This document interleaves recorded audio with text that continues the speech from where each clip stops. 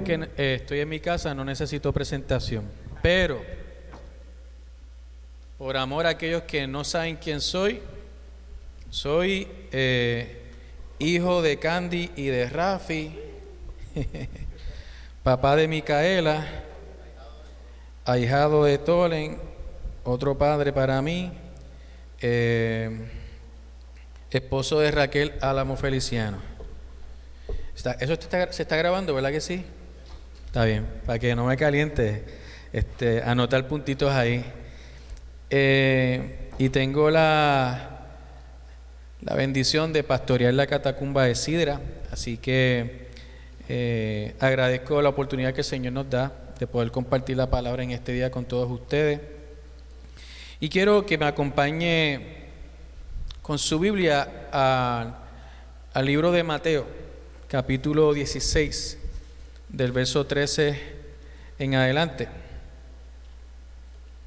Bueno, y un poquito de trasfondo, porque yo estoy seguro que aun cuando me introduje, la gente va a decir, ¿quién es este? Hace muchos años atrás, en el 1995, el Señor me dio la oportunidad, ¿estoy bien?, de venir a congregarme a este lugar, a esta catacumba con mi familia, con mi hermana, con mi papá y mi mamá. Y desde el 95 hasta el 2017, o del 2000 algo, 17, hace 8 años atrás, que el Señor nos permite movernos a Sidra y pastorear allá, pero es aquí donde recibí la enseñanza, donde fui formado, mi carácter como joven, eventualmente como un líder, y el Señor nos permitió entonces entrar en el servicio del pastorado.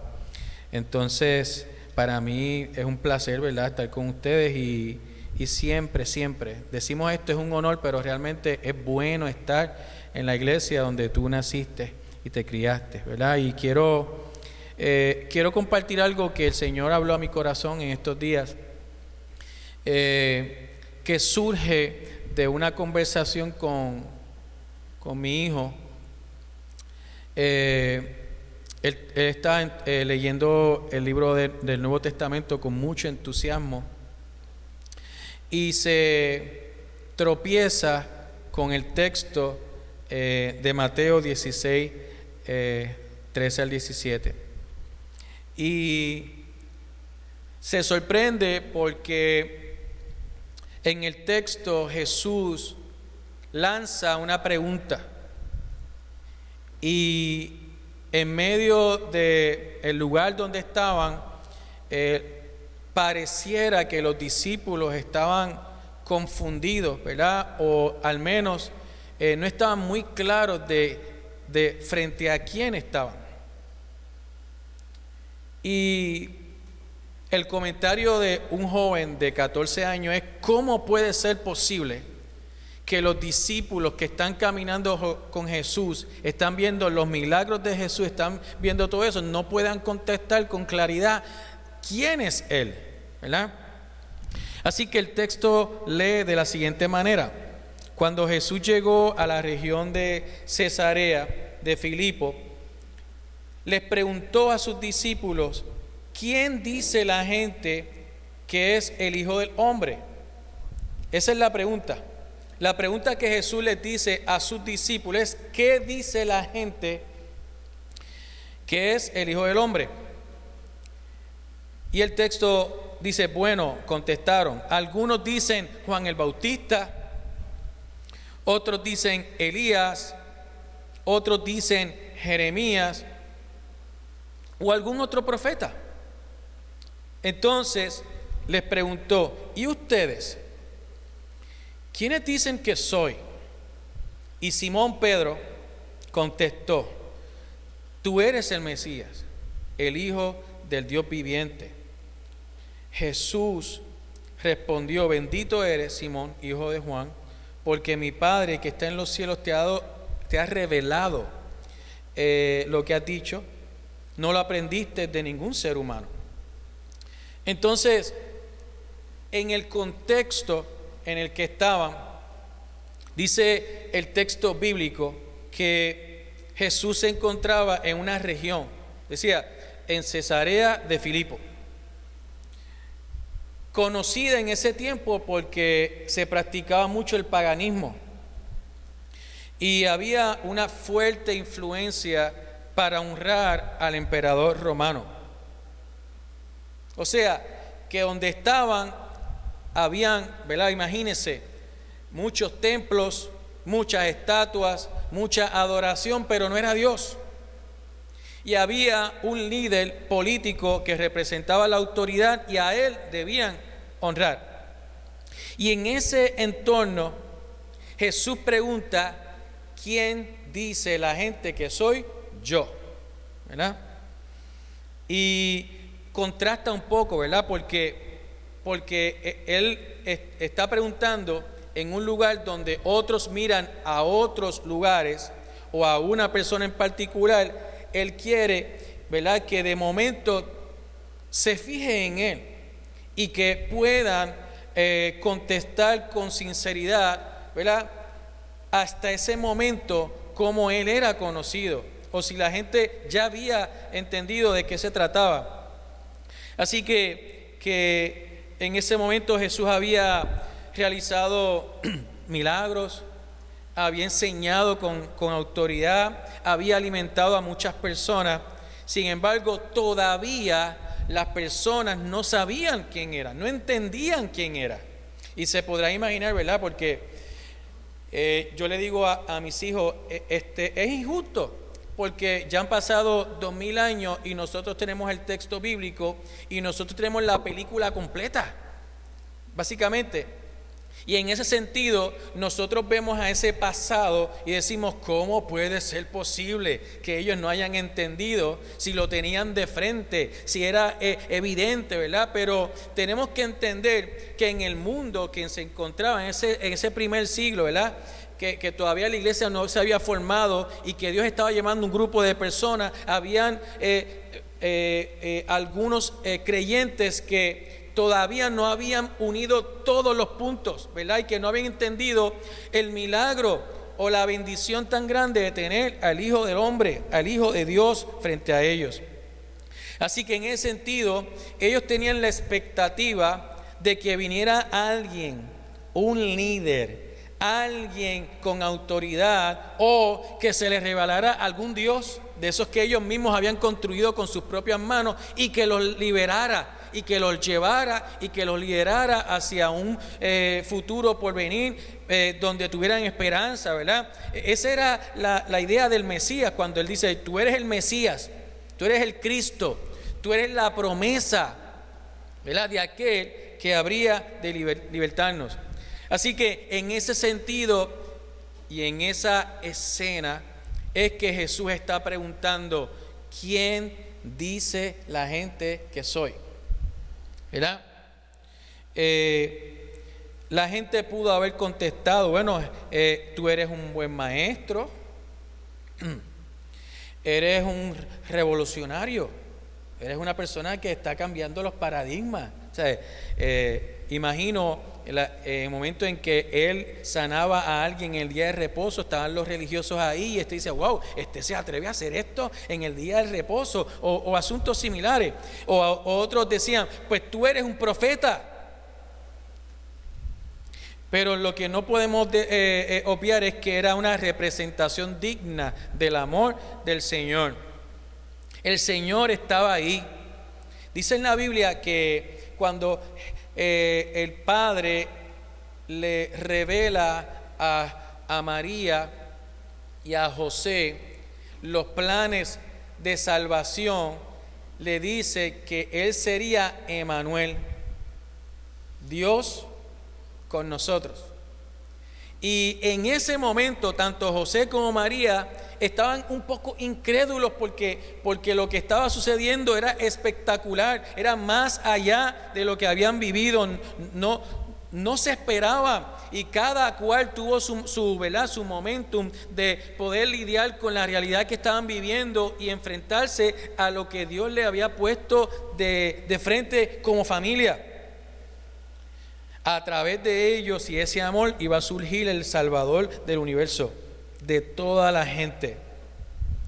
Y en ese momento, ¿verdad?, podemos pensar que Jesús en parte no estaba siendo rechazado por todo el mundo, sino que con las respuestas que los discípulos estaban dando, estaban reduciéndolo a un maestro o a un profeta o a alguien, ¿verdad?, que tenía cierta don de parte de Dios.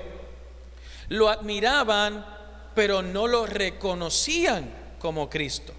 Eso es bien importante, porque ciertamente hay que conocer a Jesús, conocer por qué vino a esta tierra, de manera que cuando nos acerquemos a Él, nos acerquemos con transparencia real, con la realidad de lo que es, que nosotros no nos hagamos la película o interpretemos a nuestra conveniencia quién es Jesús. Y mire, con las personas los nombres que las personas contestaron, en este caso los discípulos contestaron porque están recogiendo de alguna manera, ¿verdad?, habían escuchado lo que la gente opinaba. Mira, no eran cualquier persona, era Juan el Bautista.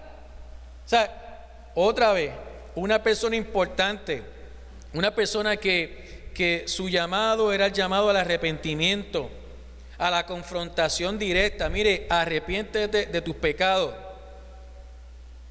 En cuanto a Elías, un profeta poderoso, asociado a milagros.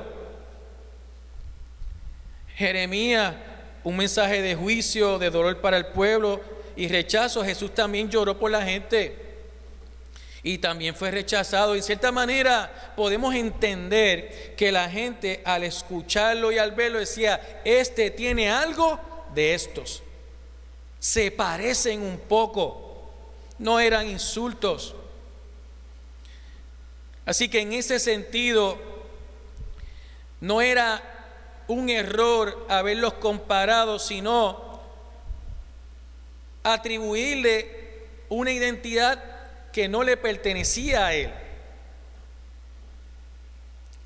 Así que en ese sentido estamos viendo a un Jesús tratando de poner, como decimos en Puerto Rico, los puntos sobre las íes, aclarar la situación, despejar la duda. Él no compite con lo que está a su alrededor, sino que los confronta con la realidad que ellos estaban viendo. Así que en ese sentido, nosotros pudiéramos de la misma manera reducir a Jesús, un Jesús cultural, un Jesús político, un Jesús que responde a la prosperidad o un Jesús que responde a la autoayuda. Y podemos, ¿verdad, hermano? Nosotros pudiéramos fabricar nuestro propio Jesús ideal. Pero lo que no podemos hacer, hermano, es redefinir lo que dice la Biblia acerca de Jesús. Nosotros tenemos que ir a la Biblia, tenemos que ir al contexto bíblico para ver quién era Jesús. Jesús no le pregunta a la gente qué dice la iglesia sobre mí. Jesús no le preguntó qué cree la familia sobre mí. Al final de la confrontación, Él cambia un poco la escena y dice: ya yo sé más o menos lo que la gente piensa de mí. Y debemos pensar lo siguiente: antes de Él recibir la respuesta, Él ya la sabía. Pero entendamos que Jesús está en un proceso donde le pregunta a la persona para que Él responda, y que con su respuesta podamos hallar la respuesta real, la verdadera, la más importante. A eso va Jesús. No le preguntó qué cree tu familia. Al final le dijo: ¿y tú? ¿Qué tú piensas acerca de mí? ¿Quién es Jesús para ti? Al principio era ¿qué piensa la gente? ¿Verdad? Y a veces pienso que que vivimos en un mundo bien loco. Ahorita Kevin está hablando de su situación y Kevin no es un mecánico. Tiene suerte porque Oscar está aquí. Y Oscar te hubiese dicho con claridad que la bobina son los espares y lo vamos a hacer un sensor y unas cuantas cosas más, ¿verdad? Pero como nosotros no sabemos de eso, Kevin y yo, me uno, posiblemente hubiésemos reducido esa situación a buscarlo en YouTube. Lo hiciste, lo hizo. Y posiblemente iba entre los videos que encontrara, posiblemente iba a encontrar uno que si lo decía con certeza, lo decía seriamente, le iba a creer. Y él ya no iba a confiar posiblemente en lo que dice el escáner, sino yo escuché en YouTube que el claca, claca, claca, claca, claca, el tucu, tucu es el que tiene un problema mayor. Y vivimos en un mundo así. Vivimos en un mundo donde todos creen ser conocedores de algo, sabiondos de algo y realmente no saben nada. Vivimos en un mundo donde cualquiera puede decir algo y pensar que está bien.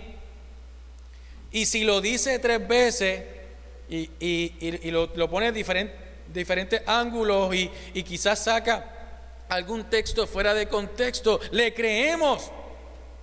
Le creemos. Entonces, cuando Jesús le pregunta a sus discípulos, recuerden, unos discípulos que están viendo los milagros y están viendo todo, está buscando de alguna manera que ellos hagan una reflexión profunda y se identifiquen con ese que tienen de frente y que puedan de momento percibir quién es Dios, quién era Jesús, que pudieran, que saliera de ellos, ¿verdad? Y es interesante porque nadie puede responder esa pregunta excepto tú. Si Jesús estuviera frente a ti, ¿quién dices tú que es Jesús? Esa fe que tenemos en Él no la heredamos. O sea, mi mamá le sirve al Señor, mi papá también, pero yo no la heredé de ellos. Tengo que tener una experiencia propia. La fe quizás puede ser enseñada, ¿verdad?, en el hogar, ¿verdad?, o en la iglesia, pero eres tú quien debes responder personalmente a esa palabra. Tampoco vivimos de la experiencia espiritual que tengan nuestros padres o nuestros compañeros, sino que cada uno de nosotros, que somos sus hijos, que somos sus discípulos, debe contestar de manera responsable, de manera personal. Él no estaba buscando, Jesús no está buscando una respuesta repetida, sino que algo que saliera del corazón. Entonces yo leo el texto y digo, wow, es interesante, porque ¿quién conoce a Pedro? ¿Alguien conoce a Pedro? Pedro. Díganme, ¿verdad? Y puedo abrir el micrófono a que ustedes me digan, que ustedes conocen un poquito más de la escritura que yo. Vamos. ¿Quién es Pedro? Era Pedro. ¿Quién era Pedro? Era un pescador, ¿verdad? En ese momento ya era un seguidor de Cristo, ¿verdad? Creo que estaba casado y tenía una suegra que tenía un problema familiares. ¿Qué más podemos decir de Pedro? Era impulsivo. ¿Qué más? Era ese que de momento dijo, no, yo voy a responder. ¡Pum! Y metía las patas. Era intenso. Tú sabes, Pedro era el que no lo pensaba 2 veces y decía lo que salía. Y es interesante porque en ese momento él fue el que respondió. Entonces, es interesante porque hacia eso vamos. ¿Por qué su respuesta? Así que nosotros podemos venir a la iglesia, tener una relación con el Señor, con nuestros hermanos, ¿verdad? Pero cada cual debe responder ese asunto de ¿qué hago cuando el Señor me pregunte si realmente yo le conozco, ¿verdad? Y hacia ahí vamos. Así que en el camino del discípulo y en el camino de ese líder, el Señor está moldeando su carácter y le dice: yo no quiero ya que ustedes presten atención a lo que la gente diga o piense de mí, sino que puedan conocerme a mí. Cuando Pedro responde a esa pregunta, dice: tú eres el Cristo, el Hijo del Dios viviente. En otra versión dice: tú eres el Mesías. Y quizás para nosotros los puertorriqueños, si decimos Mesías, eso no, quizás no lo entendamos, ¿verdad? ¿Qué es el Mesías? ¿Verdad? Bueno, ya nosotros somos un pueblo que ha sido evangelizado en gran manera, y en este punto de la historia algunos conceptos bíblicos se han tergiversado. Así que si yo digo Mesías, posiblemente usted piense en algún elemento político que se ha presentado como que va a resolver los asuntos, pero no es. Eso no es un Mesías. No, ese no es el Mesías. Así que Pedro le responde: tú eres el Cristo, tú eres el Mesías. Él ya no responde, ¿verdad? Pedro no responde: tú eres el que hace los milagros. No, Pedro no responde así. Pedro no responde y dice: yo creo que tú eres el que profetiza. No, sino que en una sola frase dijo: tú eres el que está por encima de todo. Su autoridad, dijo: yo reconozco tu misión y también reconozco tu divinidad. Eres el Hijo del Dios viviente. Y es bien interesante porque el Mesías o el Cristo era un título. Era el Rey prometido. Era el enviado por Dios para reinar y salvar. El Hijo del Dios viviente no era más que un profeta, sino alguien que tenía una relación muy personal. Recuerden cuando Jesús fue bautizado por Juan el Bautista, a una voz del cielo dijo: este es mi Hijo amado, en quien tengo complacencia. Juan el Bautista estaba ahí y algunas personas que ya conocían a Jesús estaban allí, pero desde el cielo alguien dijo: este es mi Hijo. Mire, hermano, yo sé que se siente cuando alguien siente orgullo por un hijo. Cada vez que mami coge el micrófono, dice: este es mi hijo, y se le llena el pecho de mucho orgullo, y dice: este es mi hijo, estos son mis nietos, ¿verdad? Y siente, ¿verdad? Hay una relación, hay una conexión. Ese orgullo no sale de la nada, sale porque en este caso el Hijo de Dios, aquel que no escatimó a ser Dios, que se despojó de su gloria y de todo lo que era, se hizo hombre para que viniera y caminara entre los hombres y muriera y tuviera una muerte de cruz. Vino al mundo para salvar a la humanidad. Y en ese momento Pedro lo dijo: eres el Hijo del Dios viviente. Ya no era esos ídolos que los hombres habían construido en Cesarea, esos hombres que la gente había puesto allí porque necesitaban tener algo para poder ver a alguien o a algo que representara cierta autoridad. Hermano, y tenga cuidado porque hay veces aún en la iglesia tenemos nuestros propios dioses. Aún en nuestros lugares donde venimos y ¿verdad? En este caso aquellos lugares eran altares, pero hay momentos donde nosotros creamos nuestros propios ídolos y esos no tienen poder. Por eso le dice: eres el Hijo del Dios viviente, eres real, eres presente, eres soberano y estás aquí. Te puedo ver, te puedo tocar. Tu presencia está aquí. Entonces, no basta, hermano, con admirar a Jesús. Debemos rendirnos a Jesús. Amén. Muy bien. Debemos rendirnos a Jesús. Yo no pensé que necesitamos un traductor. ¿Sí? ¿Tú me estás entendiendo bien? Ok, voy a bajar la velocidad.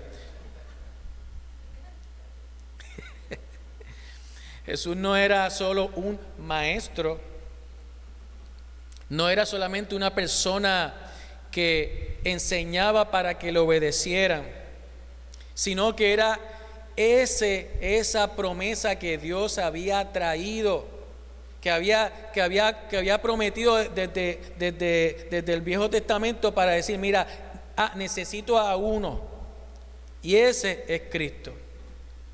Así que en ese sentido nuestra fe no se fundamenta en la figura de un hombre. Nuestra fe, nuestra devoción al Señor no debe depender de la figura de un hombre o de una mujer, sino del reconocimiento de la identidad de Cristo. ¿Quién es Dios para mí? Ese Dios que ha sido revelado a través de la Escritura, pero a través de esas experiencias del diario vivir, que Él puede decir, Dios es mi proveedor, mi proveedor. Dios es mi castillo, Dios es mi fortaleza.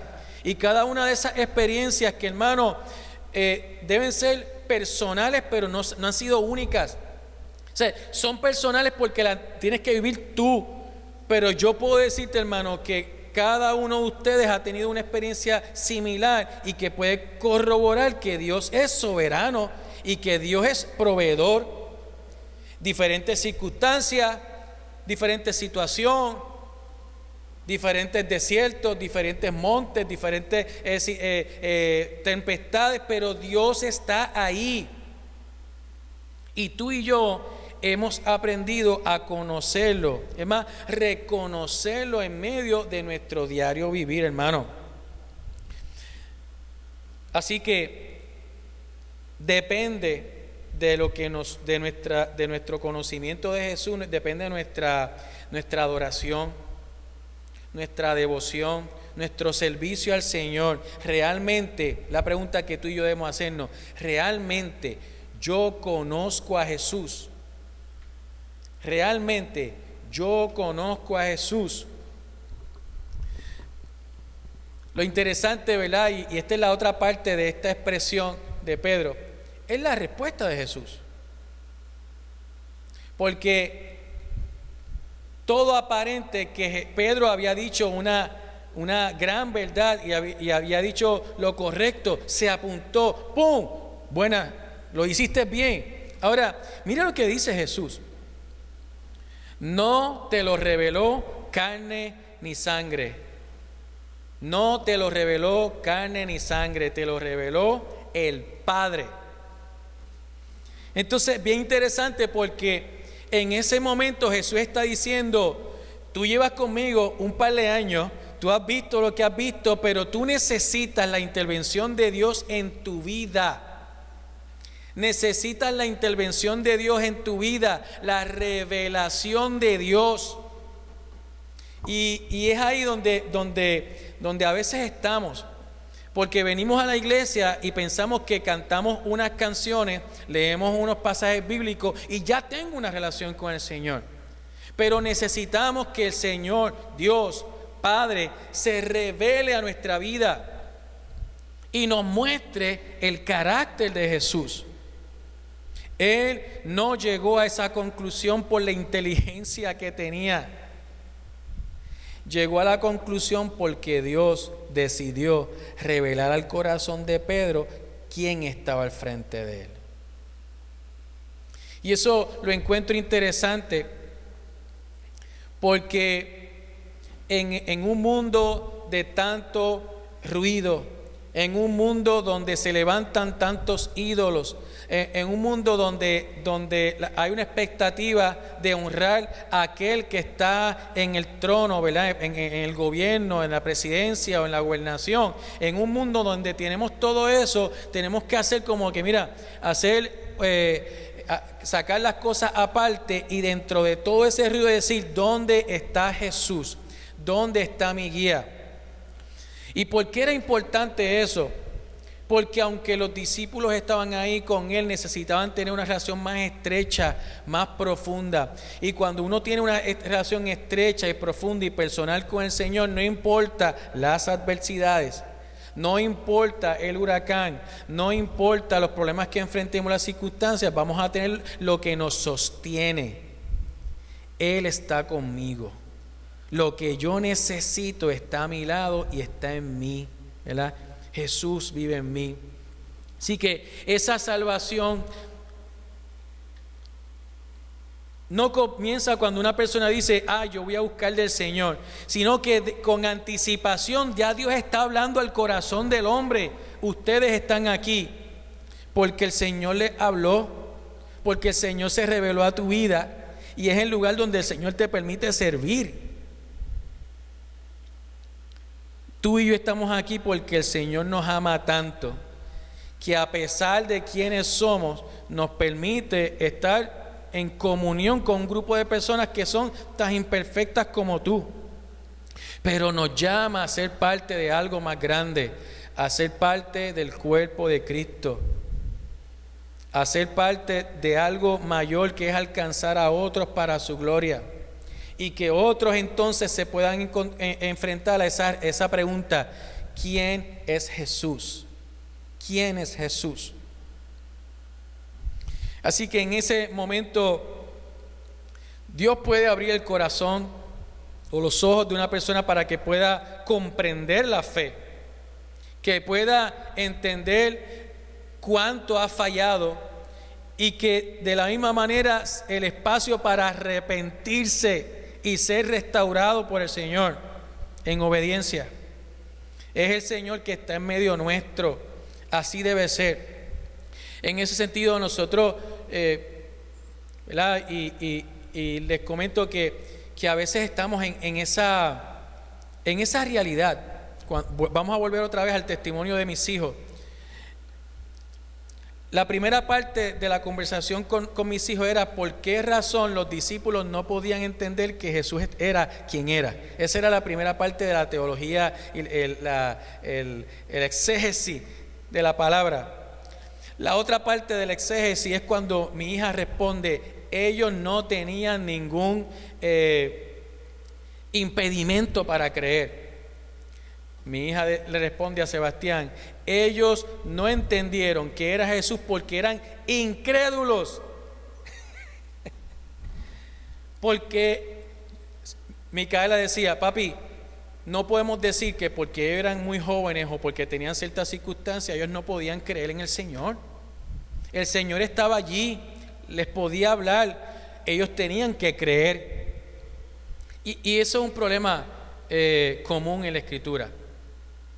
Había muchos cabezones, muchas cabezonas, muchas personas incrédulas, muchas personas que viendo de frente al Señor o viendo a Dios, ¿verdad?, encarnado, no le podían servir, no le podían reconocer.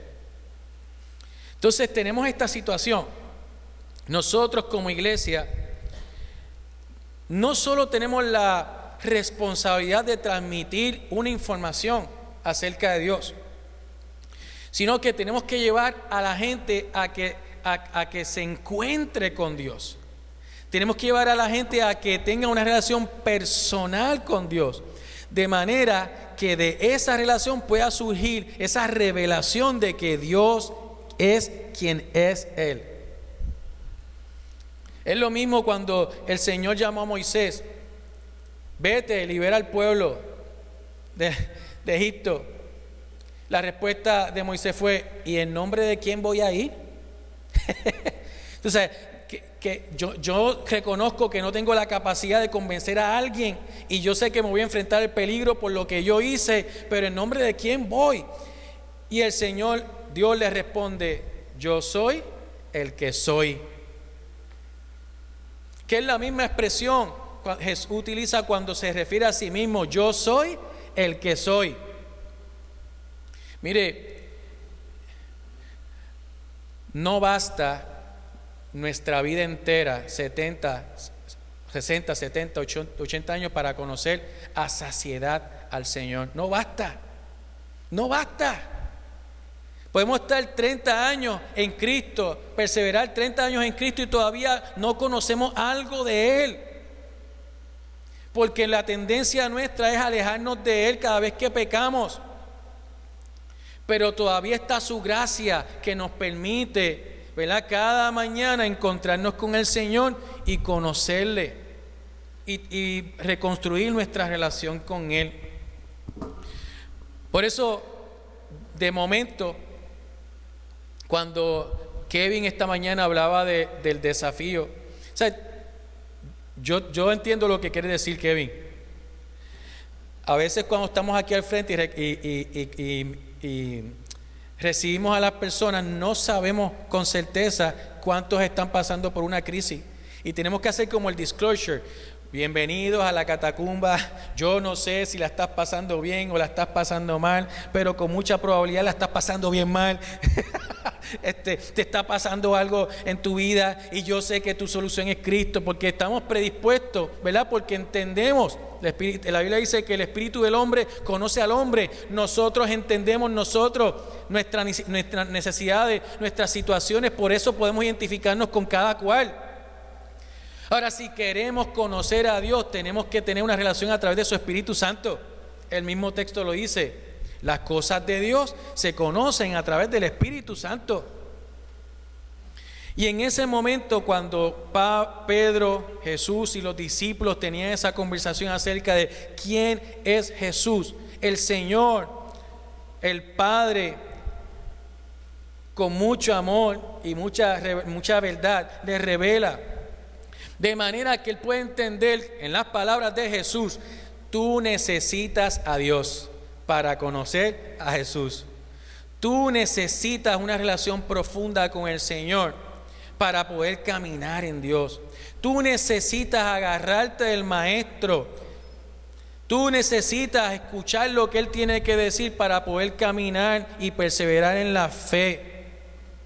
No significa que los hombres que Dios pone al frente no sean suficientes. Significa que están ahí, pero la fuente mayor de nuestro crecimiento en Cristo y discipulado se encuentra en Él.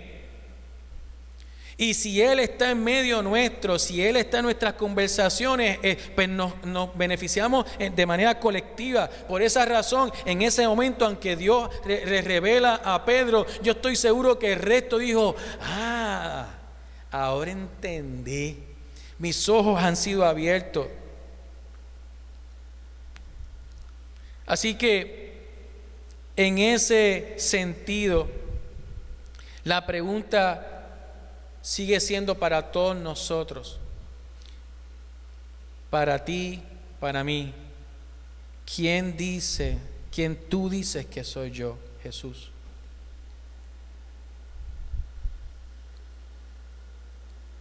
Nosotros podemos responder, y las veces que hemos vivido algún quebranto, ¿verdad? Yo creo que el Señor, lo he escuchado varias veces, utiliza el dolor para amplificar su mensaje. Lo he escuchado, ¿verdad? Es en medio del desierto que Kevin hablaba, de los problemas que experimentamos, del carro, del motor que de momento se echaba, esas son las situaciones del diario vivir que enfrentamos, que ponen nuestra situación, nuestra esperanza. Y Señor, ahora no tengo cómo llegar al trabajo, ahora no tengo suficiente dinero para poder cumplir con mis responsabilidades. Señor, mi relación matrimonial se está destruyendo por alguna razón, y todas esas cosas están ahí. Pero en medio de todo eso está el Señor. En medio de todo ese ruido está Cristo diciendo, ¿a quién tú dices que le sirve? ¿Quién soy yo? Y yo estoy seguro que si decimos, no, tú eres mi Salvador, pues actúa, ríndete. Tú eres mi Señor, pues déjate discipular. Señor, tú eres mi cuidador, pues déjate cuidar. Señor, tú eres mi proveedor. Pues cuando no tengas nada, ahí es que voy a ir yo. Que tú eres el que me sana. Pues mire, cuando estés llorando, estés herido, ven a mí. Y cada una son esas situaciones que cada uno hemos enfrentado, que impulsan su mensaje y que llega a nuestro corazón y podemos entender con más claridad quién es Dios. Y en esta mañana, más adelante en el texto bíblico, en Mateo 16:24, Él le lanza, ¿verdad?, un reto para todos los que escuchan. Dice: si alguno quiere venir en pos de mí, niéguese, tome su cruz y sígame. O sea, recuerden, en el contexto de una revelación, Jesús está ahí. Yo soy el Hijo de Dios, soy el Salvador, y el Señor le está diciendo también a un pueblo: ahora necesitas seguirme. Si alguno quiere venir en pos de mí, niéguese a sí mismo, tome su cruz y sígame. Es ahí donde nosotros nos hemos encontrado en algún momento en nuestra vida, donde ya entendiendo con claridad quién es Dios, se nos exige acción. ¿Qué vamos a hacer? Mire, el trabajo de pastorear una iglesia no es fácil. El trabajo de enseñar a otros lo que dice la Biblia no es fácil, porque tienes que entender bien para poder enseñar bien. No es fácil. Pero uno de los trabajos más difíciles que he enfrentado en mi vida ha sido criar a mis hijos. Cuando tú tienes a alguien a tu lado que depende totalmente de ti y que está viviendo algunas experiencias en la vida, resulta más interesante porque es la responsabilidad que Dios te dio inmediata.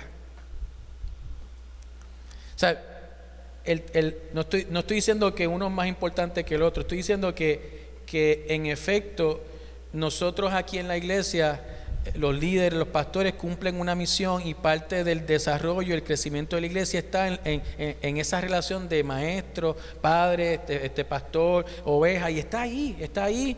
Y si estamos en el Señor y si estamos mirando a Jesús y teniendo una relación profunda con el Padre, nos va a ir muy bien. Pero en mi experiencia personal ha sido más difícil poder transmitir quién es Dios a través de esa experiencia de padre e hijo. Porque ese que está ahí depende totalmente de mí, que todo lo que yo diga va a ser usado en mi contra. O sea, si lo hago bien, me pueden aplaudir, pero si lo hago mal, me dice: y eso que tú dices que eres cristiano y que eres pastor, y me sacan, tú sabes, son los primeros que evalúan. Y en ese sentido, lo traigo como algo jocoso, pero también algo que debemos analizar profundamente. En nuestras relaciones más estrechas, más cercanas, es la oportunidad de también ver a Dios y el carácter de Dios en nuestras vidas.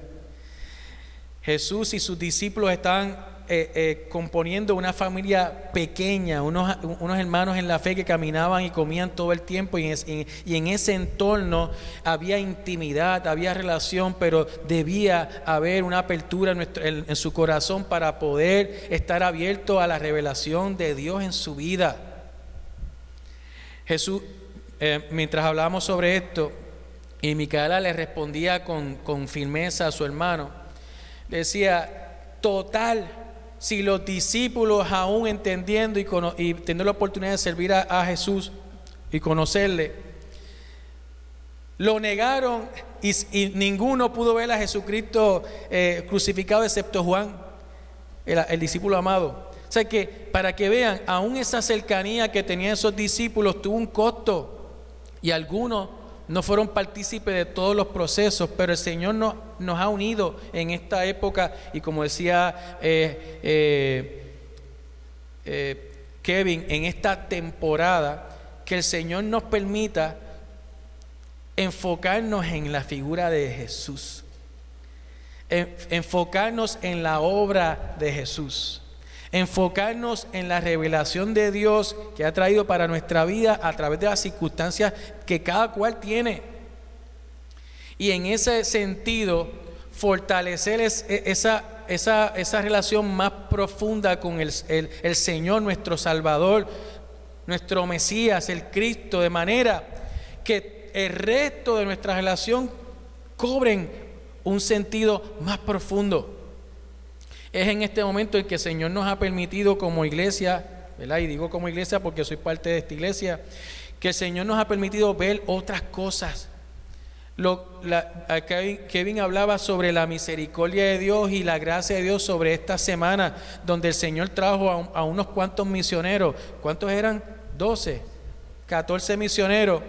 Y quizá uno diga, quizás no podemos, quizás va a ser imposible, pero con la ayuda del Señor, con su gracia, con su amor y su ternura, con su misericordia, nos guió por un proceso lindo de crecimiento como iglesia.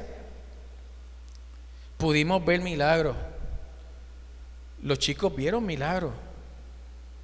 Gente mudos hablando, jóvenes convirtiéndose.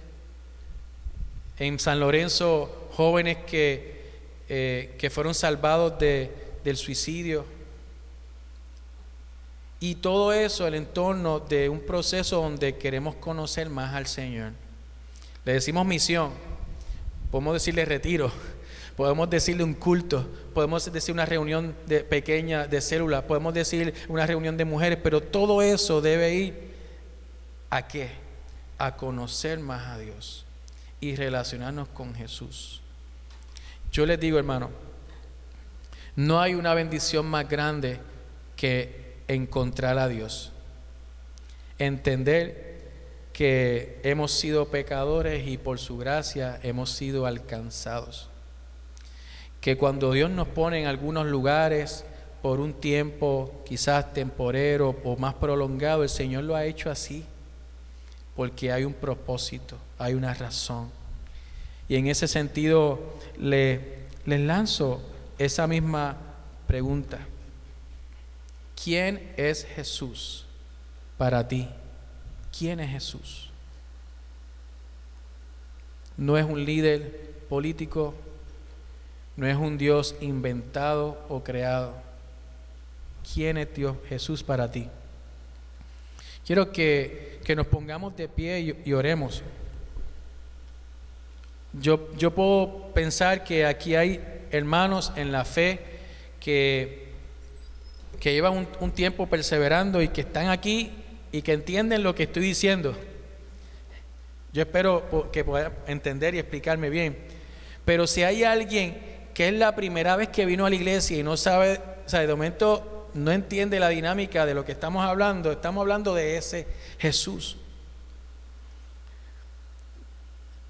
que murió en una cruz por nosotros, no habiendo pecado, no habiendo fallado, se entregó por cada uno de nosotros para que nuestros pecados fueran limpiados. Ese es el mensaje del Evangelio. Ahora, dichosos fueron aquellos que caminaron con Jesús, ¿verdad? Y le escucharon hablar. Ahora, nosotros pudiéramos tener una bendición mayor. Si a alguien no le conoce, pudiera tener una bendición mayor que los discípulos. Hoy, tener la oportunidad de conocerle.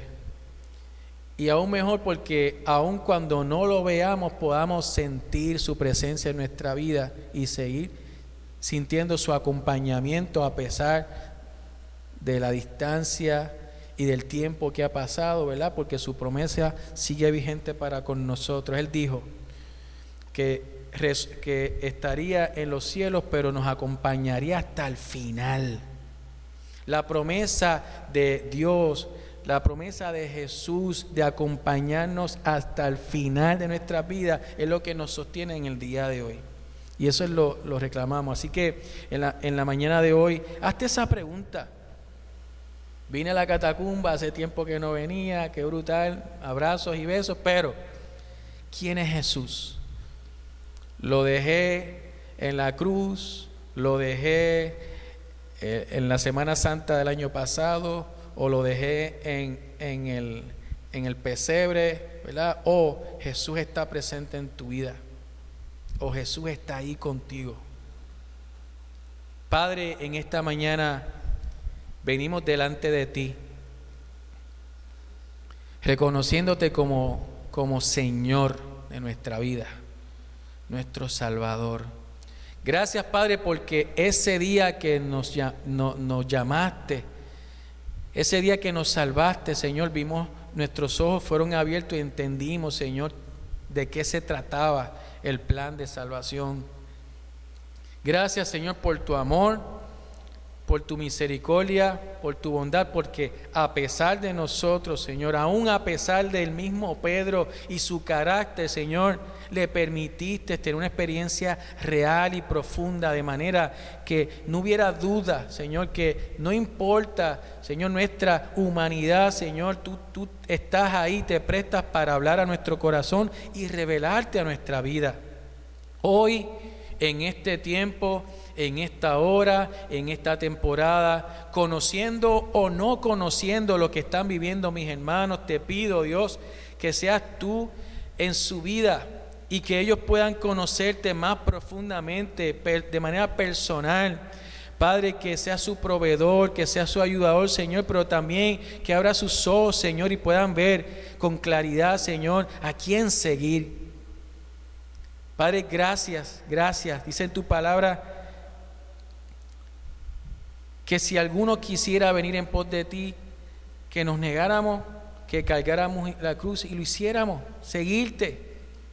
Por lo tanto, ayúdanos, danos la fuerza, danos el ánimo, Señor, danos la capacidad de caminar junto a ti, Señor, aún en medio de nuestra imperfección, Señor. Padre, te lo rogamos, Señor, y oro por aquellos que están aquí, que de alguna manera u otra han escuchado tu palabra, tu mensaje, Señor. Hazlo como hiciste con Pedro, habla a su corazón, revélate a su vida, Señor. Que este día, si no lo ha considerado antes, Señor, que pueda ser un día que pueda considerar abrir tu corazón a ti, Señor. Que responda a ese llamado de salvación, Señor. Gracias, Señor. En el nombre de Jesús, y oramos también por la iglesia, por este tiempo, Señor, donde estamos viendo tu rostro. Sé que tú no te has olvidado de nosotros, Señor. Sé que estás aquí, Jesús. Gracias por tu provisión. Gracias por tu presencia, Señor, en nuestras vidas, Padre. Gracias, Señor. Gracias, Jesús. Si hay alguien que le interese recibir la oración, si hay alguien que nos acompañe esta mañana, que le interese que la iglesia ore por usted, no tenga miedo, somos pocos, pero usted puede levantar su mano y decir, mira, yo quiero que oren por mí, y yo sé que los hermanos con gusto van a hacerlo, amén. ¿Habrá alguien que desee oración, que le interese recibir la oración por algo, por alguna petición especial?